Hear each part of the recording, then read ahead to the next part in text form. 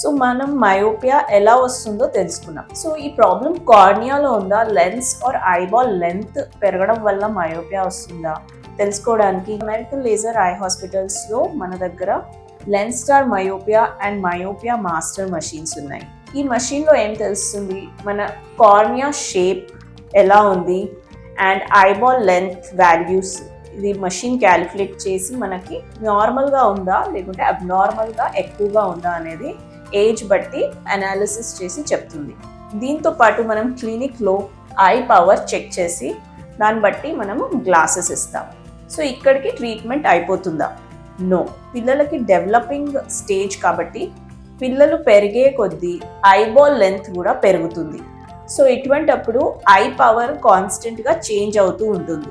5 ఏళ్ళ బాబు మన దగ్గరకు వచ్చినప్పుడు బాబు వయసు 18 ఏళ్ళు అయ్యేదాకా ఈ పవర్ ఎంత పెరుగుతుందో తెలుసుకోవడానికి మనకి ఈ మషీన్స్ హెల్ప్ చేస్తాయి.